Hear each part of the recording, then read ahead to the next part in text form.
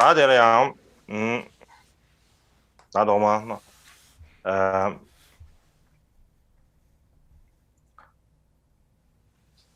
你看上的看了不起，不敢看了不起，今天上。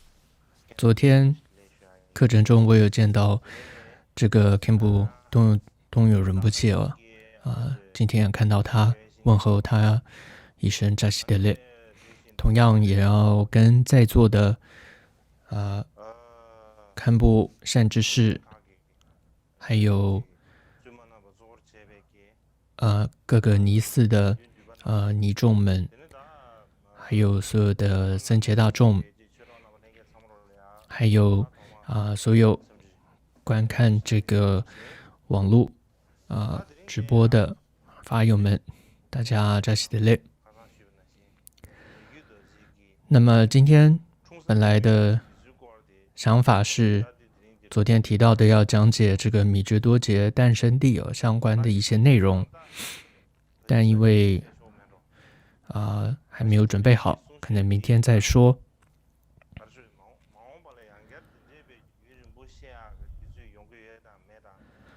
那么未来还会不会有这样的机会哦？像这一次这样子比较多时间来讲课，就不知道。所以，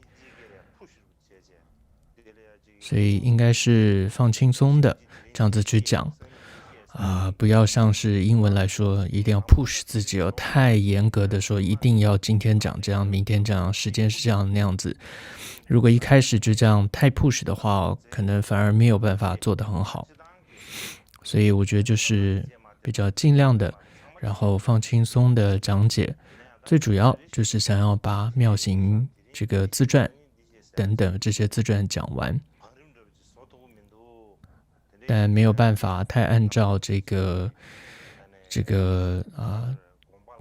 太有计划的这样，这一天讲什么，明天讲什么，没有办法这样子。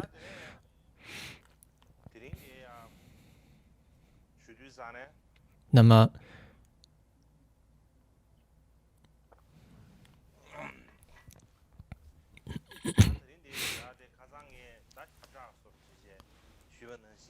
么就像昨天有跟大家做个宣布就是在妙行传当中的第二个这个妙行。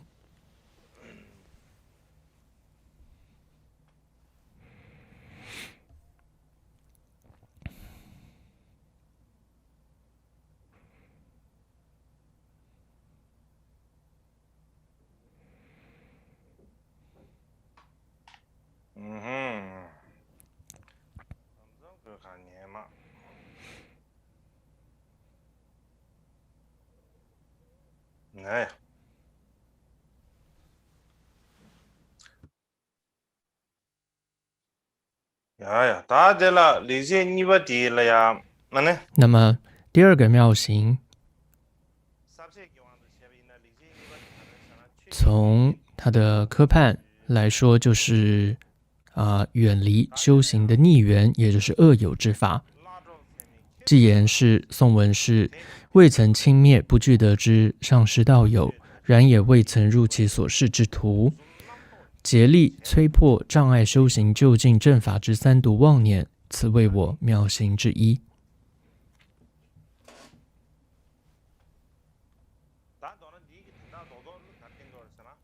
那么这个偈言主要在说的，就像是在之前第一个妙行，米觉多杰提到他如何进入佛门，还有进入佛门之后如何开始修持的内容。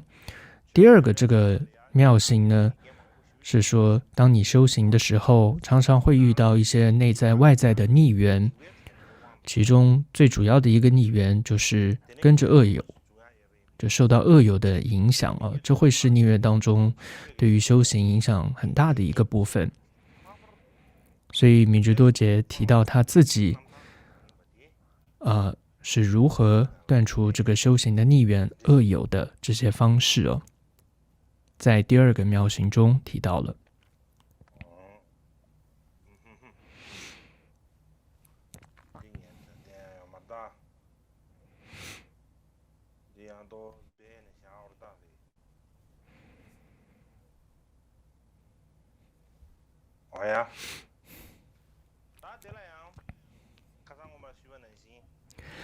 那么就像其实昨天也有谈到一些，就是米值多杰呢，他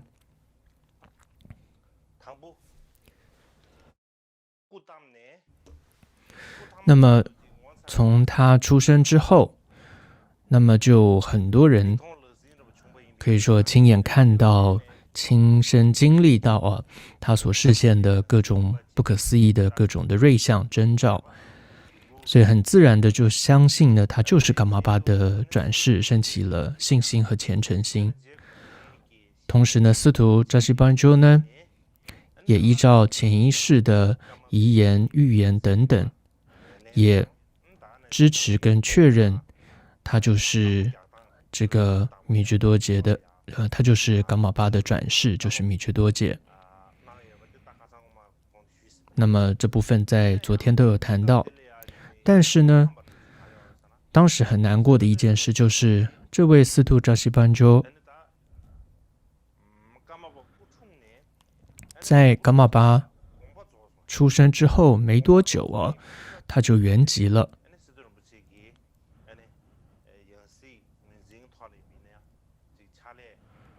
所以呢，他因为很早就圆寂，他也没有办法继续的对于这个转世给予这样子的更多的一些照顾跟支持。总之呢，之后米值多杰他就到了类乌齐，所以在类乌齐的这个尊者就特别的照顾他，他也对这个类乌齐的尊者呢，也对那个罗荣德巴他就对他说，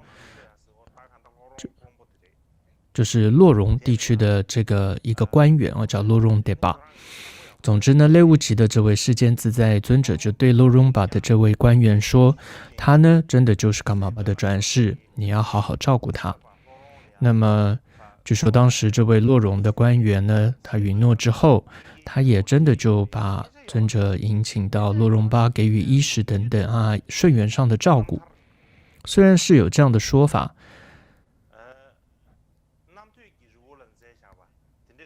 但是呢，在米值多杰在多闻山上所写的，在那个地方所写的一部自传当中提到过。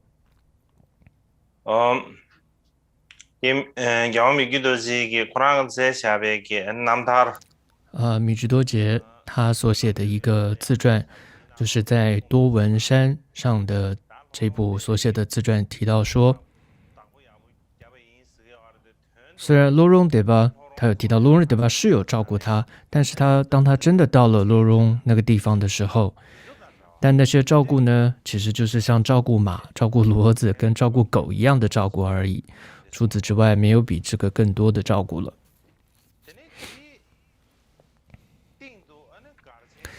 再加上呢，其实当时噶千大营当中呢，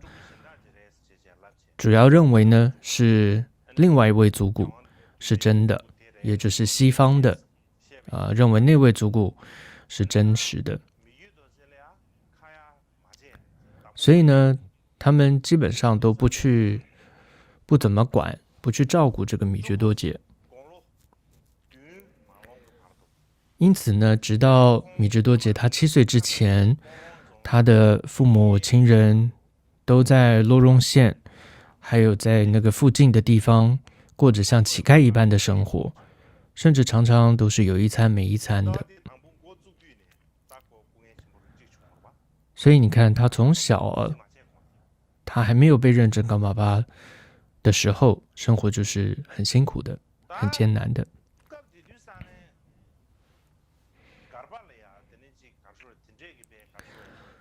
当时呢，在噶千大营当中的那些人，就是噶尔巴，就住在噶千的人呢，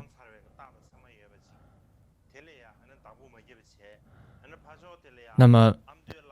他们没有对于东方主古米值多杰这样实现各种瑞相的人呢的这位主古去尊重他、认证他，反而对于反而关注的认为真实的是西方的安多上师的那个族骨，认为他才是却扎嘉措的的这个转世哦，差一点就要去认证那个西方的才是真的。为什么会变成是这样一个状况？是因为呢，当时呢，噶谦大营首先却扎嘉措第7世法王圆寂了，那么代表摄政是谁呢？就像昨天有提到，也就是加查仁波切叫国师加查仁波切扎西纳姆卡，他呢，他可以算是官方的一个所谓的这种，他当时并没有被这样子官方认为说，或者有这样的一个仪式或证明说他就是第7世法王的一个摄政，而只是因为在觉扎嘉措圆寂之后，当时地位最高的他就是国师加查仁波切，也因此呢，他就自然变成了这个法王的一个摄政一个代表。由于这个原因，当时呢，噶谦大营的人呢，其实呢，并不是太听国师加查仁波切的话，不仅是不听他的话，甚至呢，当时第7世法王本来在世的时候，噶谦大营的这种戒律是非常严谨的，比如说酒啊、肉是完全不能带到噶谦大营当中的。同时呢，如果有女性要来噶谦大营当中的话，也是不能过夜的，等等。总之，第7世法王圆寂之后，这所有当时他建立的规矩制度全部都没了。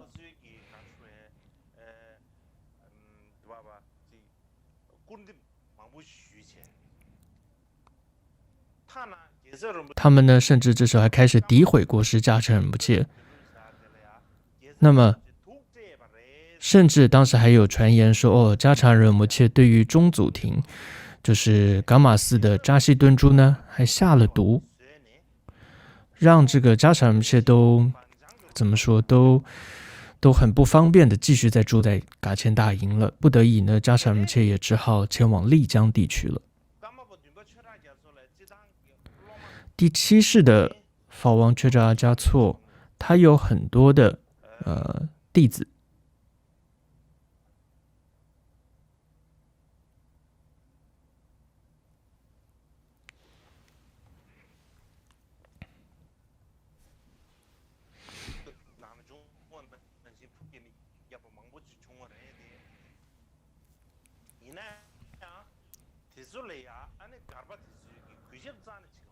但是呢，那些弟子呢，都不受任何噶谦大营的人的尊重。譬如说桑杰年巴可是一位非常殊胜的人，他甚至成为了米居敦巴的敏觉多杰的上师。但是甚至当时的他们都说桑杰年巴是一个坏人，一个骗子。还有一位叫杜摩扎西韦塞，也后来成为米居多杰上师，但当时呢，他们认为说杜摩扎西韦塞是一个懦弱的人。再来还有一个伽马钦雷巴，那么因为呢，他在校正两方面都是知识渊博的，稍微还受到一些尊重。但是呢，当他呢到噶谦大营的时候，甚至也都没有任何机会给予一些指导，他们都不让他去对噶谦大营的规矩上做任何的指导。那么，所以在为米觉多杰选上师的时候，那么哪些上师能够成为米觉多杰的上师？那么或者真正最应该成为上师的就是第4世夏玛巴坚噶却扎。但是呢，当时噶谦大营当中呢，既然说这第4世夏玛他违背了前1世法王的誓言戒，所以如果谁碰到他的影子呢，都会下地狱呢。所以呢，虽然这个米值多杰邀请了沙马仁波切到了这个噶谦大营，但是当时的噶谦的人竟然不让他们两人碰面。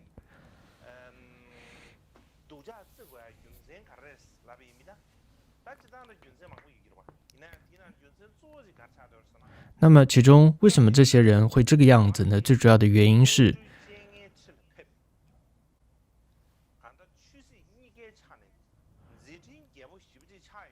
就是当时萨玛呢，其实呢，因为他太在校正二法上呢都太出名了，太厉害了，所以招致了这些嫉妒哦。所以呢，当时噶谦的人呢才会这样子去说他，去诋毁他。那么总之呢，那么他们不让萨玛成为他的上师，然后噶谦大营的那些人就在讨论说，那么再来最能堪任成为祖古金师的是谁呢？就是扎西巴。他们甚至说，哦，他可是马尔巴大师的真身哦，再来一班的，所以就迎请他来噶谦。那么在迎请他来的路上，还快抵达大营的时候，既然这位扎西巴上师就吐血而死了。总之呢，这些噶谦大营的他们的本来的计划结果就不成了。再来，第七世法王当时所有的物品都被有一个叫扎西顿珠他的一个可以说的一位他的太太哦，名为旺丘吉摩这样的一个女性和他身边的人所管控着了。换句话说，整个噶谦呢都似乎落入了一个女性的手中了，都被一个女生所掌握了。那么当时的这个噶谦大营当中，别说持戒了，连穿个僧裙的人都看不到几个了。总之呢，大家都当时非常的乱。然后这个噶谦大营不管到何处，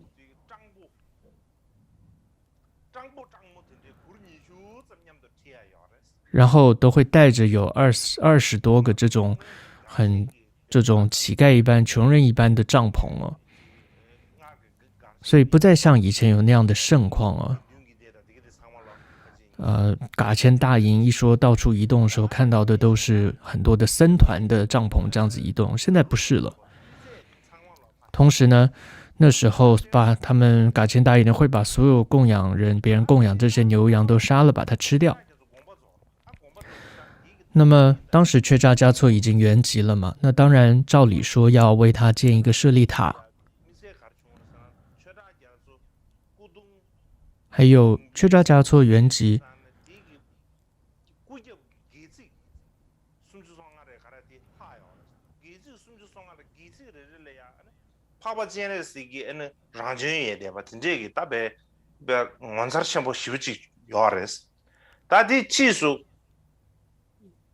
确定个son주를 표시인서봐. 대 양화 미규도지기 가르송 버서는 다들确定 나를 표야돼. 증민도스. 总之呢，第七世法王圆寂之后呢，他有遗留下一些特殊的一些东西哦，但是应该是要把它供起来的，像是这些他有殊胜的舍利塔，他遗留下来一些殊胜的舍利这些圣物，但是却没有人去好好的保管，或者说建一个舍利塔都没有。总之之后呢，嘉常仁波切他国师嘉常仁波切又从丽江回来，那么这时候他才新建了却扎嘉措的舍利塔，同时呢，这时候也真正的认证东方的祖古，就是这个米值多杰是噶玛巴的转世。当然到这样都是很好，但结果没想到一天他就生了病，然后就圆寂了。他不仅是圆寂了，而且加上他的身体没有人去管，还是不知道怎么去好好管理他的遗体，结果就随意的被埋在一个沙子里。但之后呢，据说呢，这些沙子的当中出生了很多像芥子一般大小的舍利。但因为果实上却突然生病就圆寂了，就有人传说他这样子突然死亡，有传言说是被下毒了。所以我想他们会把它埋在沙子里，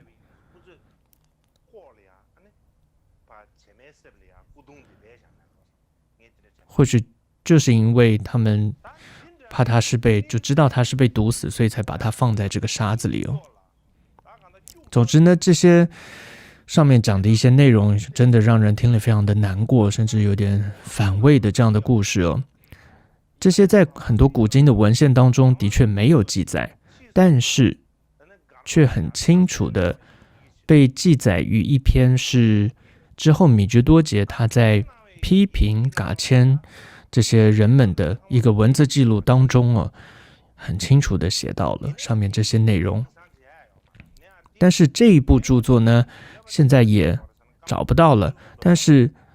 怎么知道有这么一段文字记录呢？是因为第13世噶玛巴的弟子叫内锅瓦噶玛显偏嘉措，他撰写的一个《冈仓六师徒传》当中有这样清楚引述过这一段文字，所以我们才会知道上面曾经是有这样一段历史。同样呢，五世观音尊者在他的自传当中也有附带的提到当时有这样的一些情况，但是我们因为之前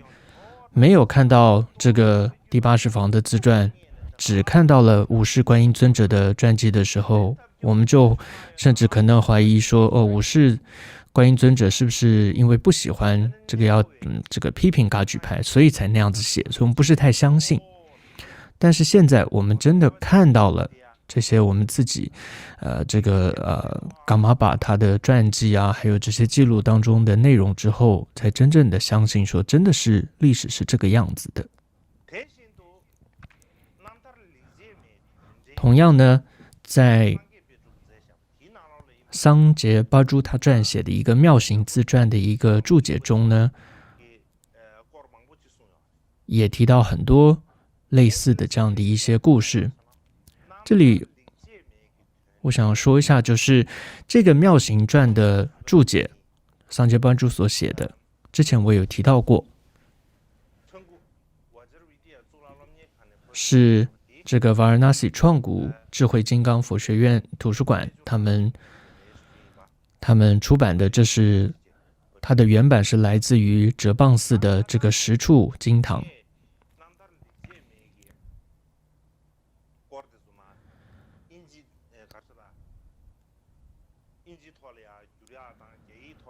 那么之前呢，我在准备妙行传翻译成英文、中文，还有在校对的过程那段时间中，那么我找到了另外一个版本，妙行传的版本，我觉得也是个特殊的缘起，因为我们不知道还有另外一个版本，好像就突然的就自然的就出现了，你知道，有的时候就是这么巧，缘起这么好，就又找到第二个妙行传的版本。那么那个版本和现在我们出版的印行的这个之前印行的版本呢，有时候甚至可能几行甚至几页都不太一样，所以或许两部应该做一个比对哦，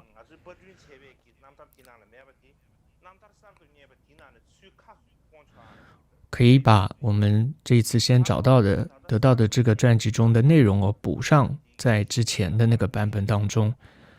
尤其这个找到的版本当中还写到说，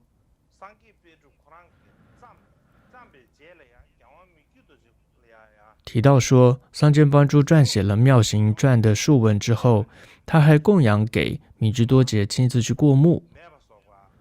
当时米居多杰呢还做了一些修订，有这样提到。所以这个我们新拿到的这个妙行传的版本，我觉得的确是很值得我们去重视跟去研究。总之呢，在这个版本当中，就是桑间班助撰写的妙行传书当中就提到，米觉多杰年幼的时候啊，他的身边的几乎所有的侍者都以这个会供为借口，然后总是在吃着这种大块大块的这个羊肉。他们总是这么计划，这么去做，要这样去做，吃着这样的肉。尊者这时法王就说：“你们吃这些弱小动物的肉哦，还以这个会供为名，这是一点没有利益，而且是大罪业的事情，不要这样去做。”然后他们就不准他们这么去做。那么还有一次，在噶千大营当中呢，大概就是噶玛巴他的寝室中有，就是一个叫茶砖哦，就是呢，就是放在一个这个容器当中的，常常会有4-5块茶砖这样一袋的这样的4-5块茶砖的这样一袋子呢，它丢失了，不见了。结果呢，他们竟然把一个不相关的人呢，就说是他偷的，然后就把他关进了噶千的这个牢中哦。不仅这样子，这些法王身边的人还强迫的这个米觉多杰说：“你呢，要说他那个人是小偷，然后要说你是神通知道的，你要这样去说。如果不这样说的话呢，我们就要惩罚你。”这意思在就是这要打他、揍他的意思。总之呢，就有点威胁他。你如果不这样做的话，就给你好看哦，有大概是这样子。但是呢，当时米觉多杰怎么说呢？他知道那个人并不是真的小偷，他就说：“我不知道他到底是不是小偷，但我知道你们就算再怎么伤害我都可以，但我是不会说谎的。”他就这样说。事后呢，也真的证明那个人呢并不是小偷哦，等等，有许多这样的一些故事。所以你看，法王身边有很多这些恶友，但是他都不会随着他们起舞，不会跟着他们去做，总是说的是真实的话语。同样呢，还有他身边的人请求他说，他看到旁边一个人可能有一个很值钱的一个东西哦，他就跟这个法王说，那个人有一个值钱的东西哦，你可不可以想个办法跟那个人说，让他把这个东西供养给你？那这时候法王却说，除非对方是真心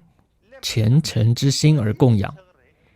不然呢，如果是用这种心机手段去得到的话，那是不行的，那算是偷盗。所以总之呢，你看他的身边哦，是充满了很多这些想要讨好施主的人，或者说总是在那边想用心机得到更多供养的人。但是呢，他还是能够把持住自己哦，都不与这些恶友为伍。还有人会说啊，那些人在伤害我们的寺院，在伤害我们这个地方，甚至说在破坏我们这个冈藏噶举的寺院，你呀要这个出兵去攻打呀，你要去下咒啊，很多人在这样子请求他，跟他说。但是呢，法王他不仅是心中从未那样子去想说要伤害任何人，他行动上更是不会去做任何这种伤害他人的行动。甚至像是在马哈嘎拉除障的法会上，很多人也会说，借口为了马哈嘎拉除障法会的借口，所以呢就准备很多酒肉供养啊，然后结果这些酒肉是这些人自己喝了，自己吃了。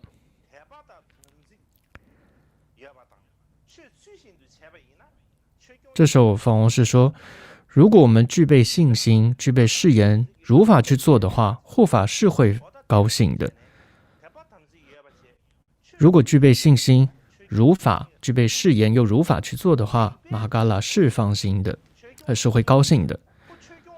但是护法如果因为我们造恶而高兴的话，那就不是护法了，那就是护恶了。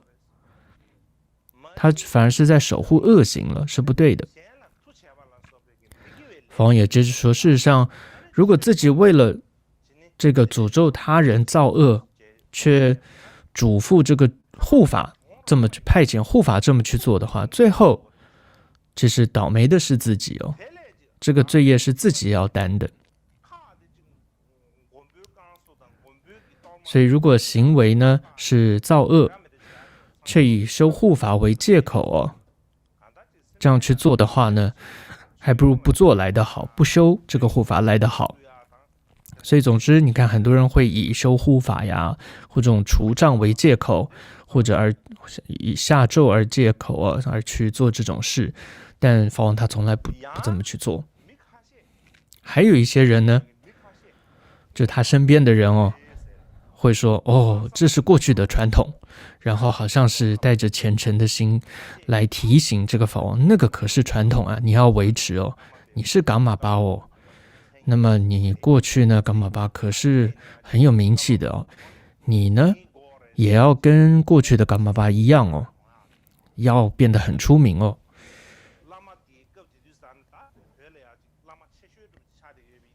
那么尤其噶玛巴是可以说当时的藏地最有威势、最有权势的、最有名的上师，所以也告诉他说，你呢就要像那样的，要有架势，要摆出来那样的架势，甚至还教他说，你呢就是要会发号施令，或者告诉他说，你呢要好好的这个叫去做未来的规划等等，或者还要告诉他说，你呢要好好关心自己人才是啊，就自己嘎举的人的苦乐的各种的情况，你要知道，你要去关心。但是呢，他从来没有听从那些人。之后法王自己都说，他说，我从小到大，直到现在，身边还是有很多人告诉我要做很多不如法的事，有很多呢总是带领我呢去做这种世间八法的人也是很多的。虽然呢我要做也做得到，但是想想自己人生这么的短暂，我其实没有时间又修法却又去做那些事的，不可能的。所以呢，我下了一个决定，我不要去做那些不如法的行为。那么不仅我自己不这么去做，还有听我话的人，那些在造恶行的人，听我话的人，我也会告诉他们，制止他们去做那些恶行。但他们不听的话呢，我也是以平等心去面对。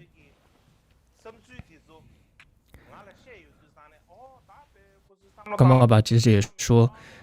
那些人当他在跟我讲的时候，我也可以感觉到他们的思想啊，真的是不太好的。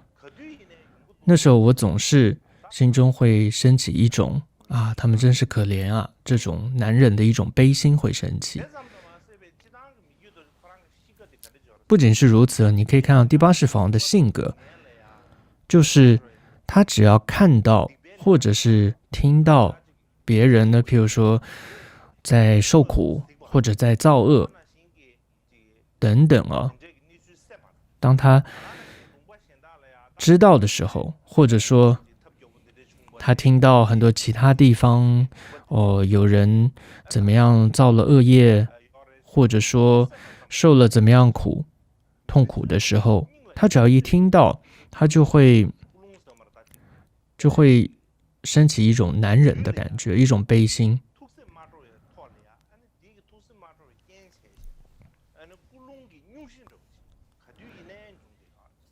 那么这种难过，甚至感觉好像自己就像患了病一样的那么的难过。特别呢是当他看到周围的人，如果是尤其是这些修行人互相的批评，然后尤其是如果对那些大德去批评的话，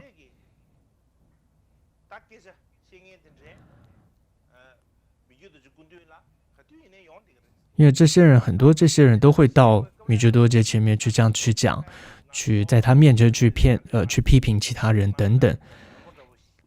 但他呢，他还是会微笑着，会跟他们讨论，会听，会报以微笑。他为什么这么做呢？是因为如果他当面就指着他说你不应该这么做的话，反而会引起争执哦，所以他不会马上说，所以他常常都是在别人走了之后，他就会说我们真的每个人应该是要向内反观自省，要反省自己才是。对于那些大德、那些佛菩萨的化身，还有尤其对于周围你很亲的人，甚至是那些大上师，然后总是在批评，然后你总是希望能够在自己的上师面前，是在很多人的面前去批评别人。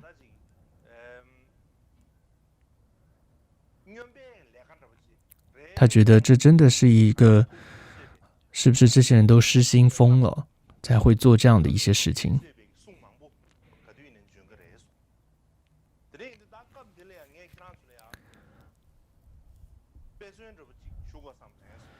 那这里呢，本来要说一个例子但我们先休息一下，然后回来继续再说。咱目的嘛选因，大家来呀，这当给大家的光的学不能行给，就像刚刚前面提到的，在米觉多杰的周围呢，有的时候他的侍者相互之间，有的时候会向他说其他人的过失等等。那么不仅如此，有的时候他们也会在他面前说一些其他大德的过患。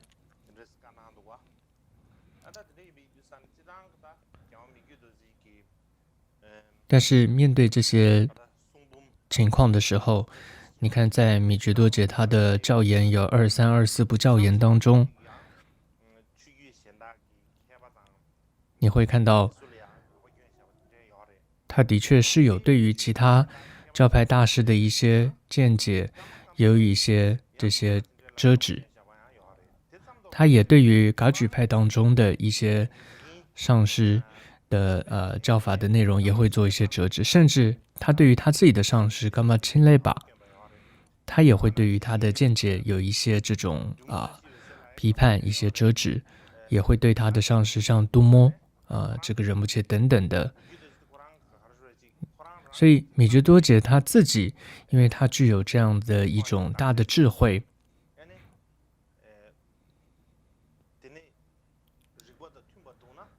那么如果是符合逻辑、符合教理的时候，他也会如果对方的这些理解是不正确的，他也会尽力的去做这种指正的。但是很多人不了解这个情况，会说米觉多杰呢，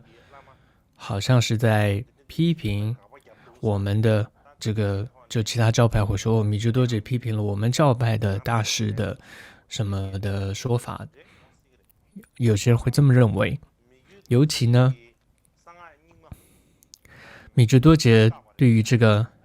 会说，有很多人会说米觉多杰是遮止这个密续的，有很多人有这样子的诋毁。但这个之后，这些内容我们之后会再进一步会提到，就是米觉多杰到底他认为是要这个密乘的修持是可以还是不可以哦？那之后我们会再谈到看他的说法。所以我们看到米支多杰他的这个性格上，他是一个非常注重这个教理的，所以如果是符合了这个教理的时候，就算是别的教派所说的，他也会承认；但如果是不符合的话，就算是自宗大师的说法，他也是不承认的。但是他真正内心当中，他从来没有对于其他教法的这些大师有任何的不敬，任何的不虔诚，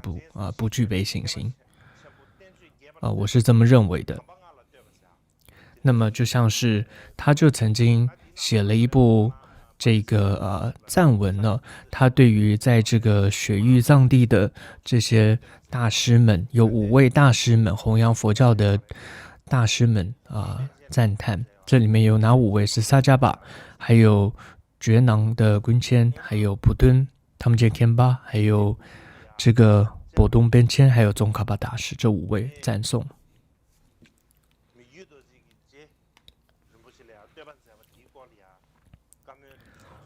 那么有一次一个人来见他呢，就问了这个宗喀巴大师的赞文的部分，米觉多杰就说这个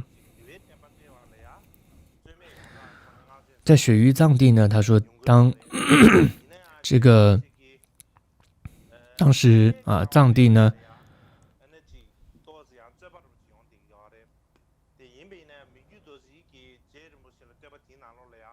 在米觉多杰他所写的宗喀巴大师的这个赞文当中呢，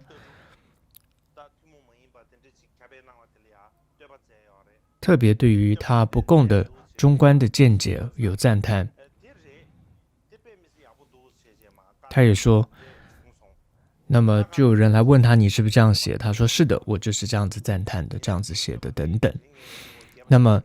这个赞颂文呢，我这一次今天就不多说。那么对我来讲，我就要跟大家分享的是，对我来说最感受最深的他的一段教言呢，我分享给各位。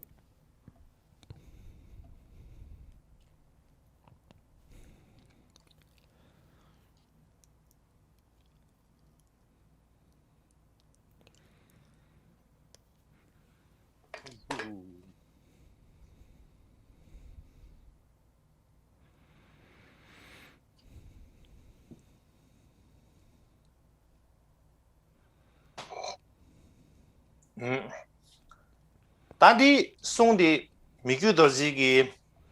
古本拿了来修养的。那么这一部赞文呢，是在米觉多杰的道歌集当中有的。那么所谓的道歌呢，就和平常的著作是不一样的。那所谓的道歌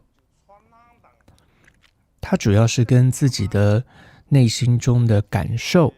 是有关联的，还有内心中的感受、经验，或者说叫觉受或者一些证悟，这样这些，它就是这样一个自然的一种著作。所以道歌当中的文字和平常的注解的撰著的文字是不太一样，它通常更有感觉。这里提到在雪域的藏地遵循律典的行为，那么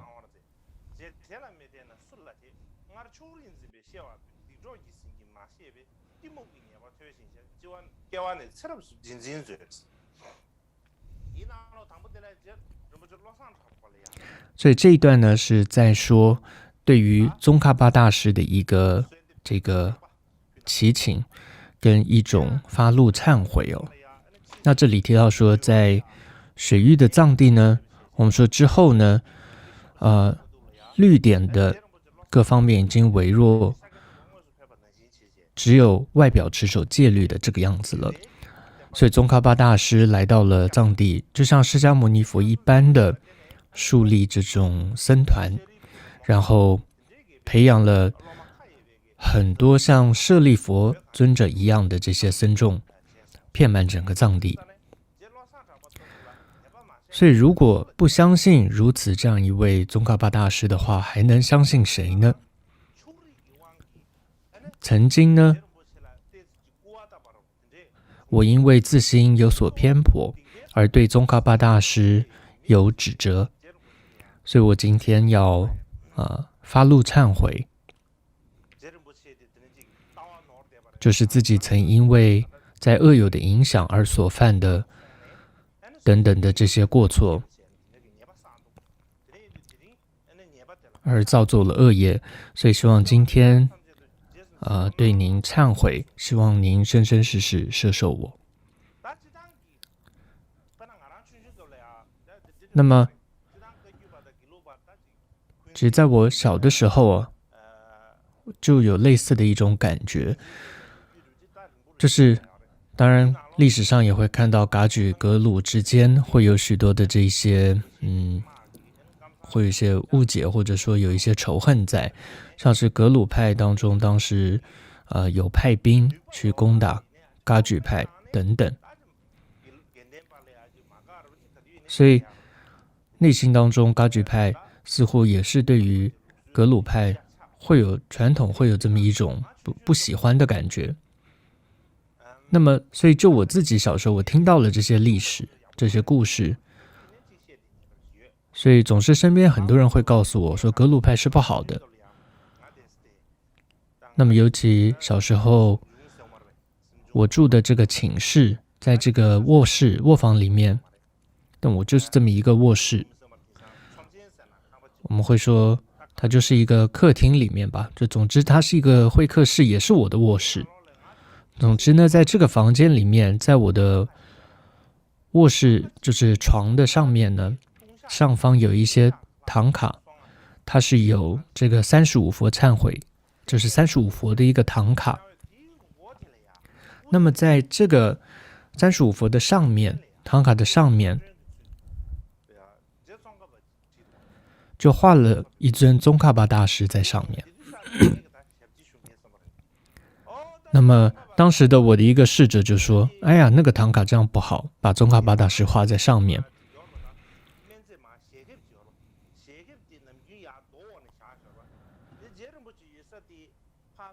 所以呢，上面不是唐卡都是有一块布吗？所以常常会绑起来一块布嘛，有没有？就卷在上面。有的时候他就故意呢，就把那个布呢拉长一点，就把宗喀巴大师给盖住。那个侍者这样做。所以从小呢，但是我觉得不应该这样做。很多人都会说宗喀巴大师怎么样，格鲁派不好，但是呢，我自己却对宗喀巴大师是有信心的。那么对于五世观音尊者，我对他并不能说有信心，但是我是很喜欢他的。为什么呢？因为是当我在学这种词藻学的时候，那么我特别看了五世观音尊者所写的有一个有关文法的一个这个妙音的一个文法书所以我特别喜欢他，因为他在文法上，在词藻上的修辞上的这样的一种专精那么当然就历史上来说，五世观音尊者的确对于噶举派做了一些事情那么让很多噶举派的人不高兴，但是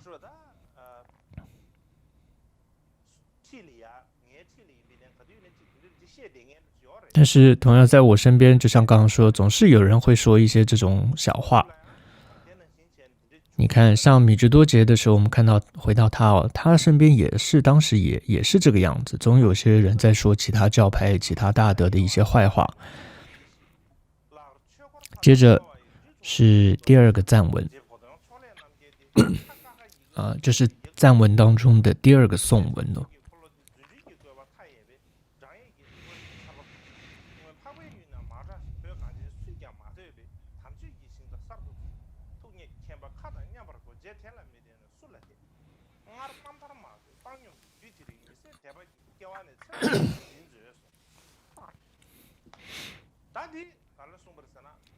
那么这个偈言呢，是对于波东确勒那么的一个赞文。他是一位不得了的一位大智者，他的著作大概是所有藏传大师当中，这个著作最多的有100部的这个著作。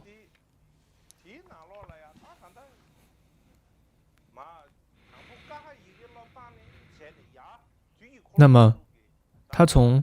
这个字母的拼读他的著作当中从字母的拼读到十轮金刚法门等等全部都有。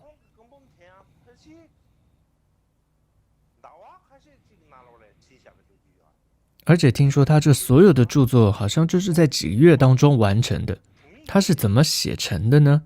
是因为他有很多的这个有点像秘书一样的，所以他有很多的秘书就在围绕在他周围，他就直接的对其中的一个秘书这个撰写者就说你要这样子写，他就这样一边说，那个人就做记录，然后再接着他围绕在他周围，所以他接着再对第二个这样说，第三个说等等，他们就这样子随着他所说的，就在几个月当中就把他所有的教言记录下来。所以呢，他又有他这个噶举就叫波东噶举，也有这样的一个说法，成为一个特殊的一个传统。过去就有，过去是有这样一个传承的，但现在呢，大概好像已经失传了一样。那么这里米就为波东大师呢升起了信心。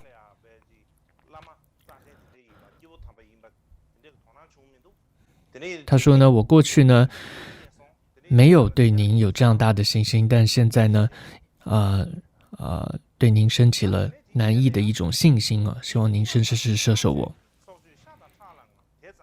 那么接着是第3个颂文。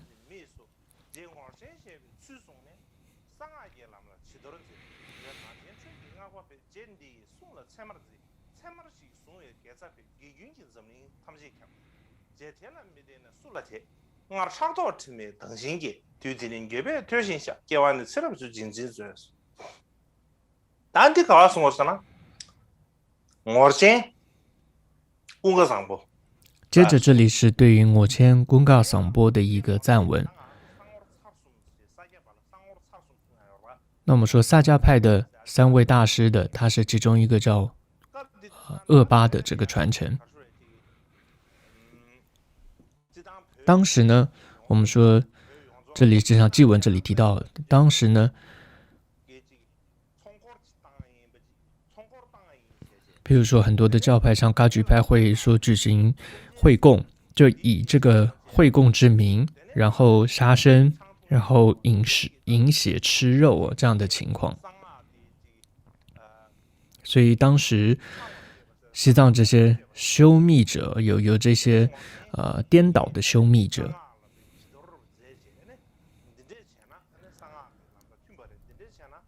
所以这时候的诺谦公嘎桑波呢，他就可以说亲近了，真正将这些密教修行人中不如法的地方，他都把它亲近跟导正了。所以呢，很多的西藏的之后修密的行者呢，都以他的这个教导为一个标准。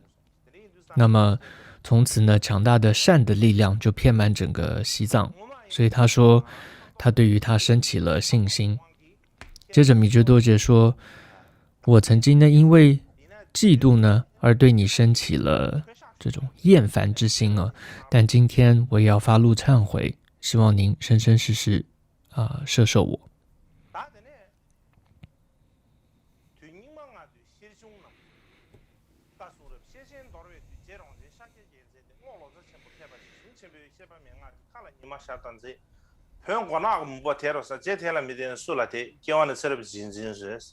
那接下来这个颂文是对谁的祈请跟赞文呢？是对于这个荣敦沙迦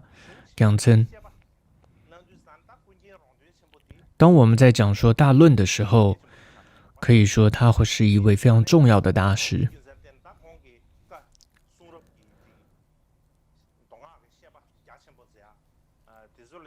所以在这里，他也对这个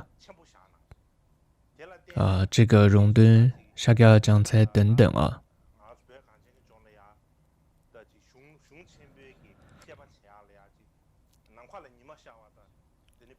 那么就像太阳这个一般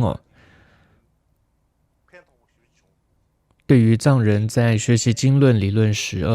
可以说就像太阳一样的，它的教理呢，消除了各种无明的黑暗。那么最后是一个结语可以说一个结语我觉得这很重要。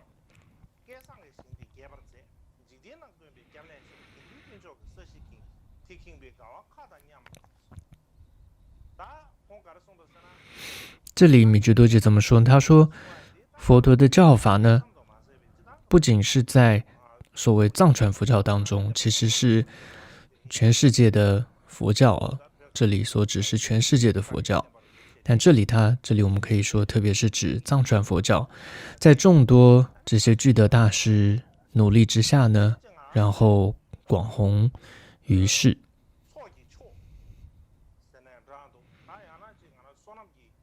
而且呢，这个福德的这个最重要的福德的福德境，如同珍宝一般的僧团呢，那么也因为这些大德的努力之下，这个僧团也遍满了大地。所以米居多杰说，他看到了这样的一个情况，他心中非常的欢喜。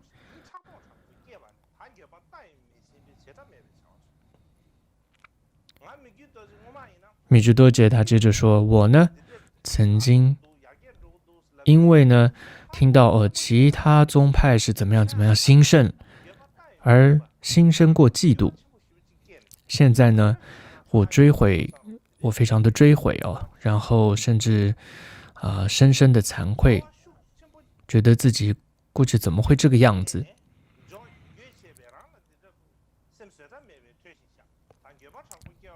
所以接着说，我今天很难忍的真的是发自内心的这个发怒忏悔。那接着下一个颂文继续说，他就是因为这么的后悔，这么的忏悔，觉得自己曾经怎么会是这个样子呢？所以内心觉得说过去怎么会这个样子而自然而然就升起这样子深深的忏悔之心。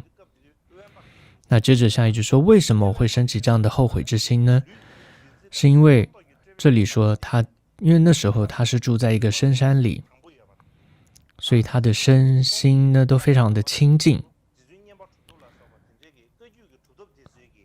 而且呢，因为他提到说，因为他对于自己的上师桑杰拈巴还有噶举的大成就者，他内心在这样的深山当中，他不断的对他们升起深深的虔诚之心，强烈的祈请，而得到了加持，才会发觉自己的问题，才会忏悔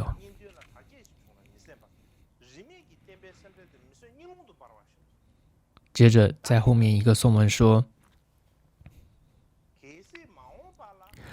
如果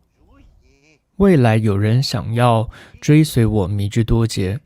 换句话说，如果有人想要成为我的弟子的话，那么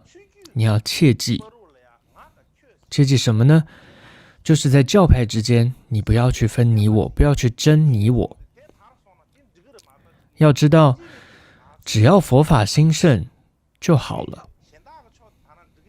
不要觉得一定要是自己这边的兴盛，自己的宗派的兴盛，不要这样去想，而是我们应该要无分别的对每一个教法要很深切的为整个佛教的兴盛而内心中有一种心急如焚的这种感觉，就是要很急切的要弘扬所有的教法。所以我觉得这一段颂文赞文蛮重要的，就是我们的眼光如果放远，真的我们要想，如果佛教没了，藏传佛教也就没了，不是吗？藏传佛教没了，噶举派也就没了，不是吗？所以我们要真的从整体佛教来看，这是一个最重要的基础。但我们很多时候常常是这种宗派之分、你我之分，然后总是看到别人的教派的问题，别人也总是看到自己的教派的问题，但就在这样子的批评诋毁当中，最终什么都剩不下了，都没了。所以从这段颂文，你可以看到，他真的是一位具有智慧又有大悲心的、大的心量的，像佛菩萨化身一样的大师。但是你看到他的文字写得这么直白，我曾经嫉妒过，我曾经生气过，等等，但是他现在忏悔。你看他写得这么直白，但其实你看在其他大师当中，你很少会看到他的这种颂文中或什么会写到说我生起过烦恼我后悔过，我曾经做错过，曾经犯错过，很少人看到其他大师那样写。但米觉多杰他的话是这么的直白，他就直接说像我曾经因为听闻其他宗派兴盛而心生嫉妒等等接着他就说我后悔莫及，然后深深的忏悔曾经怎么会这个样子等等。他因为对自己是这么的真诚，这么的诚实所以我觉得对于我们弟子来讲是很好的，我们也可以很好的追随这位上师就是因为他是那么的诚实面对他自己。那么所以至于要不要像他一样那样做到，就在于我们自己了。那么所以能不能做到就在自己了连这样一位大师都这么清楚的告诉我们要如何诚实的面对自己做羞耻那么自己也没有什么借口在说什么了，是自己要不要做的问题了。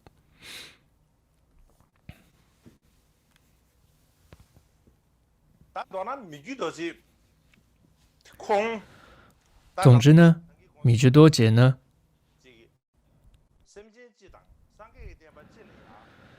他是对于佛教和对于可以说众生总是在关注着，所以他也因为总是在这样子担心着，后来他的身体也变得很瘦弱，有时候睡都睡不好，甚至健康状况也变差。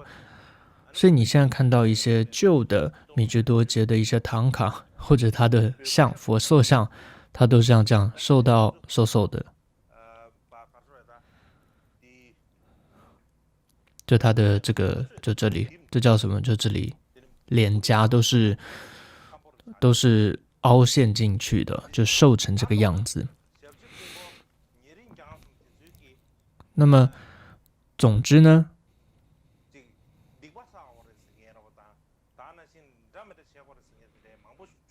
很多人在他身边都会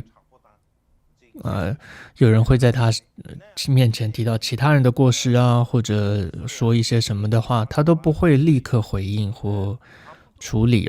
他会间接的想尽办法的去帮助对方转变他的思想，那些不如法的想法跟行为。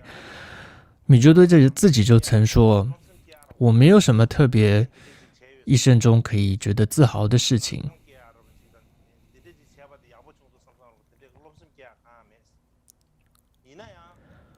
但是呢，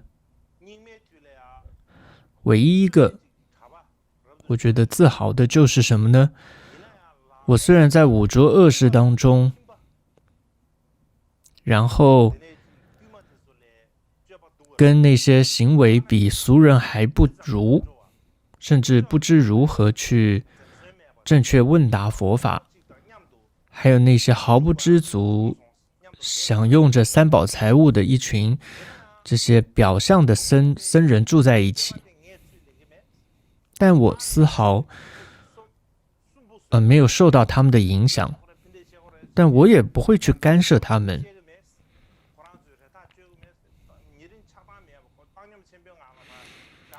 所以那么他就在这种毫无这种伤害的一种稳定的状态中，独自日夜受用正法的吉祥。这或许呢，就是我少许的优点吧。他这样子说，他不只是这样空口说白话，这个米芝多杰他也真的是这么去做的。就曾经有人真的看过是他这样子。有一天，有一个叫拉玛想坚巴的一个人，他去见了米芝多杰，他就跟米芝多杰说：“如果呢，若是我在你的这个位置上，如果我是你的话，那么要聚集5000位哦，身穿这种袈裟的这种僧人呢，是再简单不过了。”法王听完之后就回答说：“你呢，如果是在我的这个位置上，跟你讲，你一天都待不住的。你说起来很简单，这是不容易的。因为我身边的人呢，每个人的想法都不同，而且呢，我身边的人非常的多，所以在这样的一个位置上，你必须要非常的平等，带着平等的心，一种安稳的平等的心，而且要能够洞见轮回跟涅槃的一切的关键。除非你具备这样的能力，不然你是坐不住的。”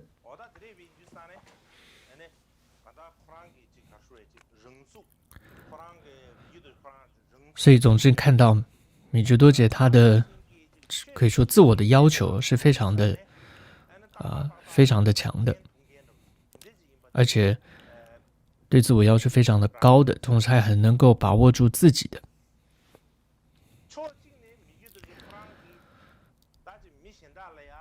另外一方面来说，他对于其他人犯错，做一些不如法的事情，他并不会马上的去说或指责，而是他会回到自身，觉得他自己应该要做得更好。所以你会看到他在这种文思修的广大利众的事业上，他从来没有懈怠过。他对于自己的言行举止，他是非常的谨慎的，非常的关注着的。他曾经说呢，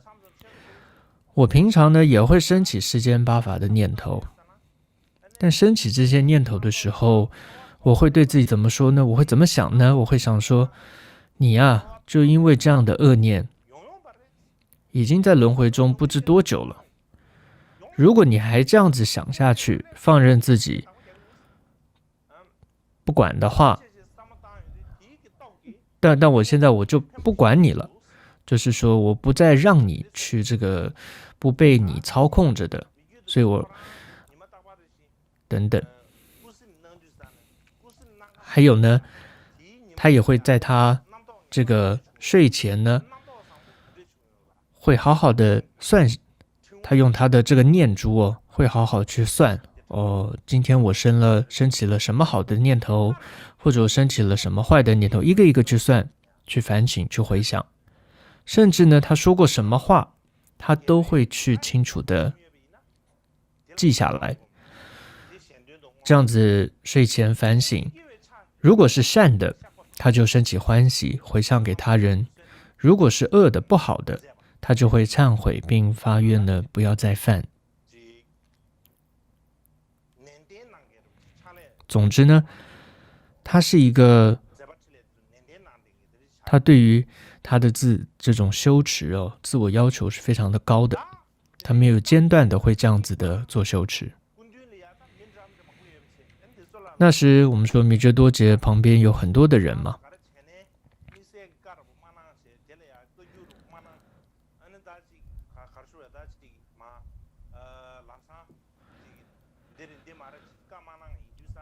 很多人说也因为他不是很直接的对周围的人会去做这种指针啊或什么，所以他周围的人蛮多的，都待在他身边。所以有一天有人就说，这个米觉多杰的侍者或身边的人哦，不要是太多那些非僧非俗的人，他身边要有的话，就最好就是那些具德的这些博学者，是格西啊，或者这种大堪布啊等等，或者他身边最好都围绕着是这些大成就者的话，那么他就会比起现在更受人供养，更会受到尊重。很多人都这么想。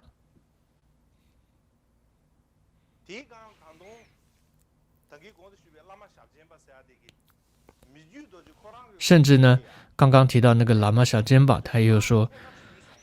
他曾经呢对噶玛巴直接说过，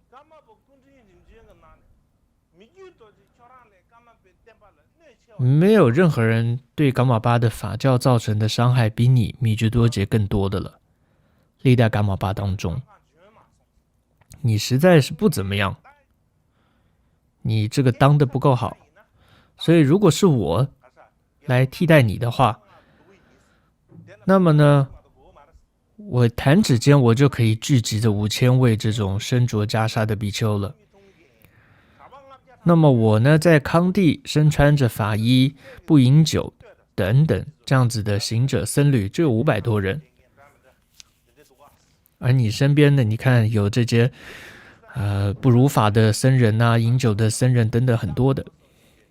这时候米觉多杰听到之后，他只说了，那么顶礼有如这个宗喀巴大师以前的一切大师们，如此身着三学法衣的这所有的行者，他就这样，他就回了这样一句话。之后米觉多杰就对桑杰巴就说，哎，那个喇嘛想坚宝哦，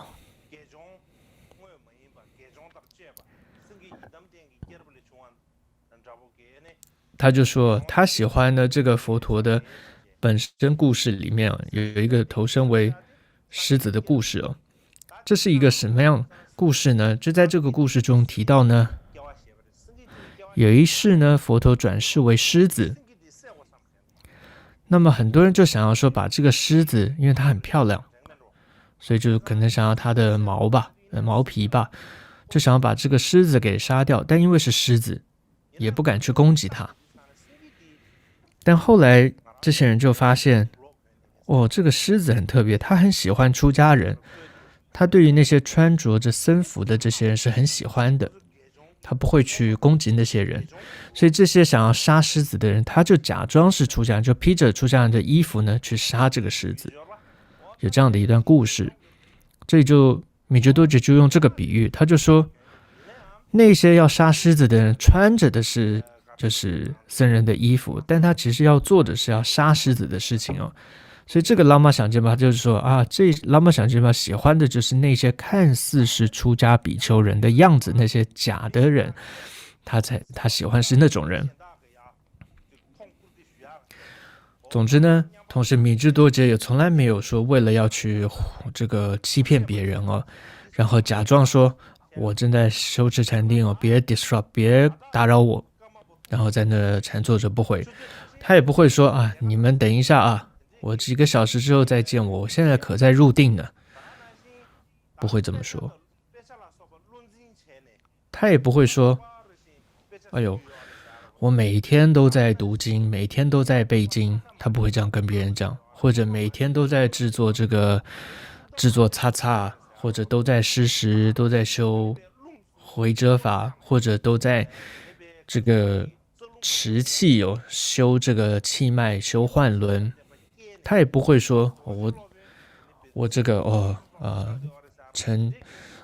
圆满了各种的念诵修持，已经成为了这个具德的这个金刚阿舍离。他从来不会这样子去说，他总是在做的就是不停的为弟子上课，为弟子教法，为弟子讲说这些经论，然后不辞辛劳的不断的在给予教学。但是当时还是有些人对他是不满的，很多人会说他实在是很懒散，你看他呢，他为了教导，他就应该至少连一个这个叫密续曼陀罗修法的偈颂都应该背下来，不是吗？他都不背，连一个小的本尊法的念诵法都还没有修完，那他怎么可能有资格传授教法呢？那这根本只是不是说弘扬佛法，根本是佛法的一个耻辱等等。又有一天呢，还有一个叫做拉玛七拉的上师哦，他来见米居多杰。那么这个拉玛七拉，他就对拉玛七拉说：“你觉得我们师徒俩谁比较精进？”拉玛七拉说：“那我当然比你精进咯，因为呢，我每天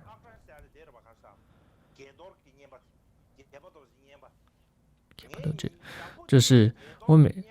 我每天都能念这个洗金刚的一个咒语。换作是你的话呢，你会应该念到脸都起火了。换句话，这个意思是说，你是都没这么去念的。”米居多杰就回答说：“啊，你这个说的不对，应该是我比较精进，因为你每天连一点点禅修都坐不住，但我终身都在这种状态下精进着。”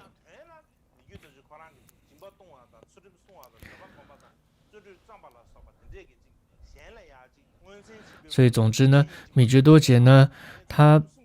都很低调哦，他从来不会去公开的告诉别人说啊，我在做布施，我在做持戒、安忍、精进等等。他对于要让很多人知道他在干什么，他好像没有什么兴趣。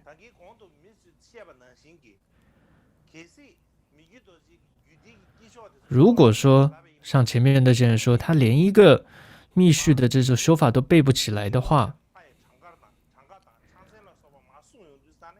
但是呢，他却能够在教学的时候非常通达无碍的完整的讲说各种密乘的本尊法的数量啊、形象啊，或者他们的象征、手持物等等，那这样的说法就不对了嘛。同样，如果说他刚刚说他连一个小本尊的念诵法都没有完成，这种说法也是不对的，因为看他在对他人教学本尊修持声缘二次第的时候，他却能够很清楚的无碍的引用讲说很多经序上的各种的内容，所以可见的呢，他自己是非常非常的熟悉的。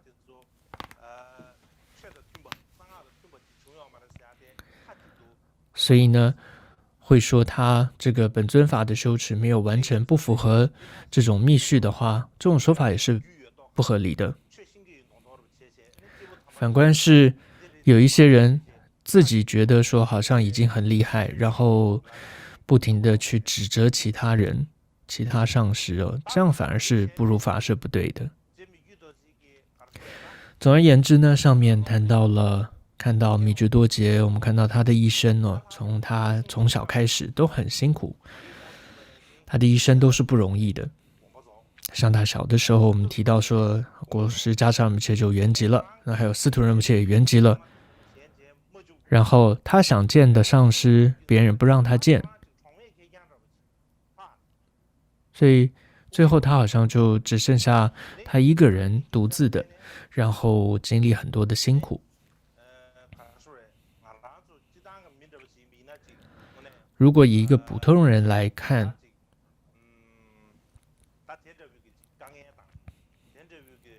以一个正常人来看哦，这样子的辛苦啊，大概很难忍得下来。但是呢，米居多杰他总是想得很远，然后持续的努力，最后你会看到他是我们历代的伽玛巴当中可以说最殊胜、最特殊的一位。这可不是容易的，也不是我们一般想的他从小就怎么样，就很自然而然就这么厉害，不是的，他是在痛苦当中锻炼出来的。我觉得这是我们要知道的一个重点。当然，米觉多杰不用说了，就我自己来讲，一生当中也真的遇到很多的辛苦。举一个小小例子吧。我在西藏的时候，就是我7岁前后，我那时候还在家乡。我当时想，现在回想，7岁那时候还在家乡，那可是我最快乐的日子，因为那时候父母也在身边，然后我的家乡那么漂亮，然后我也没有太大的责任，所以无论哪个方面来看，那段时间大概是我这一生当中最快乐的一段时间。但是7岁之后就被认证为伽玛巴。大家的想法是，如果某个人被认证为伽玛巴，哇，那他可得到了某种不只是地位，他也真的是这个可能大概就从此一帆风顺，心想事成，什么东西都有，衣食无缺等等。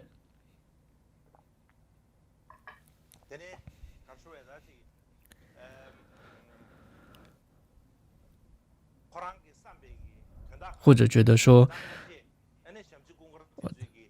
哇，他只要被认证为伽玛巴之后，那他周围的人一定都很听话，他怎么说，那些人怎么做。但事实上根本不是这样。比如说，我还没有到楚布寺之前，虽然我已经被认证了，还没去楚布寺。当时的楚布寺呢，当时就有总管，楚布寺的总管，就是很多人这样子跟我说，有这么一段对话，这个总管就说，管他是谁，是伽玛巴也好，不是伽玛巴也好，我反正不在乎，反正呢，我不会让他超过我的脖子以上，意思就是我会把他管好的，会把他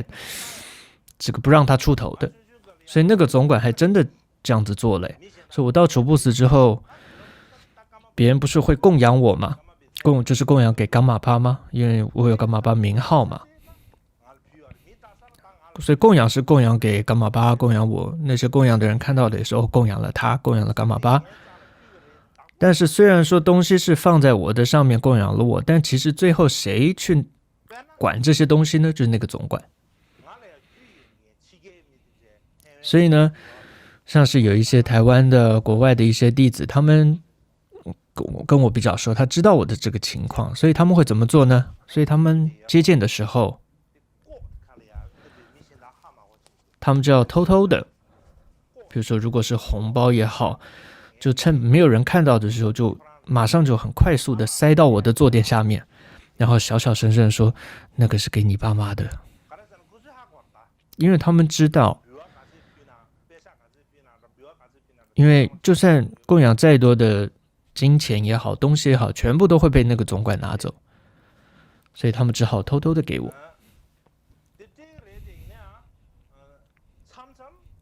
但有的时候呢，这个还是被发现了，倒霉又被那个总管没收了。因为不是接见完之后吗？我就很多时候接着要去修法了。那这个时候很多人，总管也好，还有一些人，他们就开始去翻我的这个床垫下有什么，甚至这个桌子的这个缝隙里有什么，或者是总之他们都会东翻西翻去找。刚开始他们怎么跟我说呢？他们当时都会说，我为什么要这样找，就是因为怕那些东西上面是不是有放了毒，你拿到不好，所以就要帮你这个检查一下。但这奇怪的检查就从来没拿回来过。那么记得有一次，有一说要我请求认证这个某位仁波切的转世。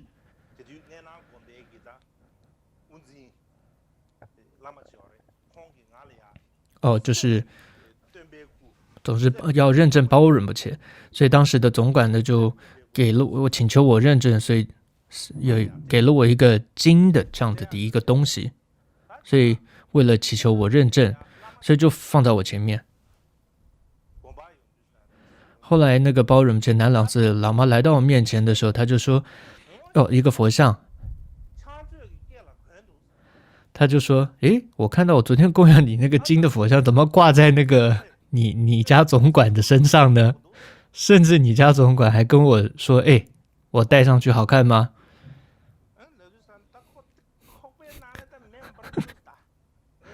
那个喇嘛他看到他内心气到不行，他说我给的供的是噶玛巴，怎么跑到你身上去了？气到不行，他就跑来跟我说。不仅是这些事，总之呢，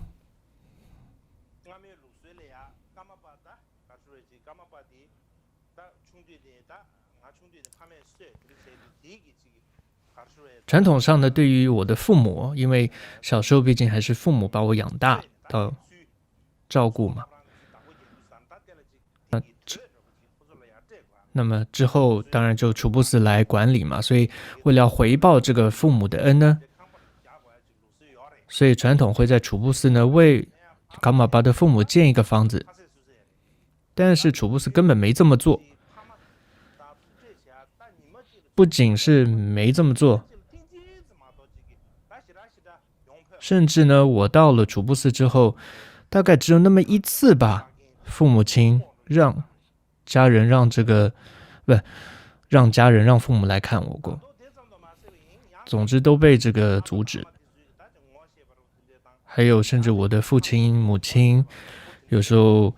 像他们带着一些康区来家里的一些人来，然后这时候寺院也不让他们特别来见了。总之我有很多的姐妹，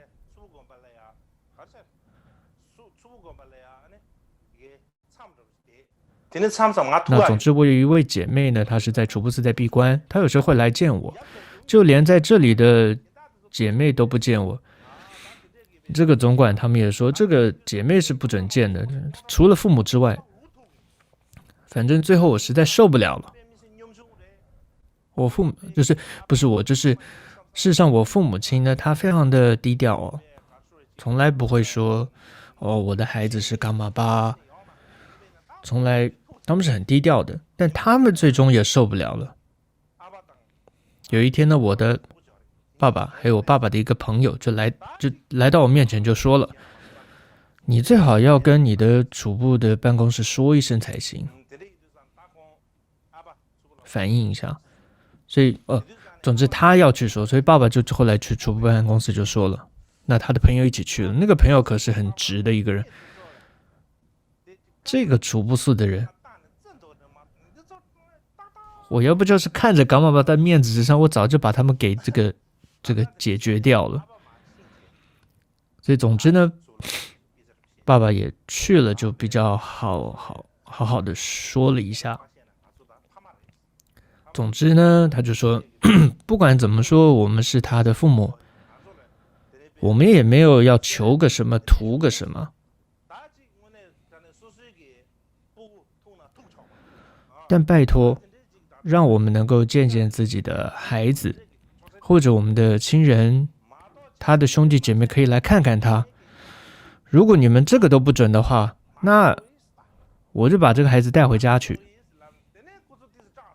这时候他们听了就有点吓到，然后才开始，然后这时候爸妈回去之后，然后还这个多送他们一些东西啊、衣服啊什么。总之呢，有很多这些情况吧。虽然发生这么多事情但是我小的时候，我在这些总管的管理之下，那时候我7岁嘛，因为他们这样总是这样压着我吧，我也不敢说些什么。但是有一次呢，对什么事，总之我就说了一些话，对那个总管，那个总管气到不行。那时候我很小嘛，那个总管用力的抓着我的手这样捏压，他就说你年纪这么小就敢这样子回嘴，实在是不行，就很用力的捏压我的手，当时我痛到都哭了。那这是在西藏的发生的情况。那到了印度之后呢，比这还糟的情况还可多了，就不多说了。总之呢，别人会想说，哦，噶玛巴诶，那他应该是一个很快乐、很自由的人，或者他是噶玛巴嘛，他说什么别人一定言听计从，不是这样的。不仅我这一世不是这样，你看过去利达噶玛巴好像也不是那样。你看噶玛巴米居多杰从他小时候开始就有很多争论，他是还是不是，是不是真的转世。当时支持另一个就是西方的那边的那些人呢，就不断的在背后会去骂他，会去批评他。他就是在这样一个环境当中他活下来的。他不只是活下来了，而且还能够承担起噶玛巴的事业哦。你现在看起来他的著作很容易嘛，就读他的著作，但是有没有想想在他那个位置上是多困难的一件事情。所以我们可以一起想，就是说是的，他真的就是噶玛巴的转世，他是这样子，就有这样的智慧，他的悲心等等，这是我们不知道的。但是我们能够真的看到知道的，就是历史上记载他从小是那么的不容易，那么的辛苦，他在这样的过程中努力修持而达成他的结果。所以这样子来看，有时候对于我们自身也是一个鼓励，一种鼓舞。那么也真的会升起一种勇气，可以弘扬佛法，可以利益众生。好，不多说了。好，课诵。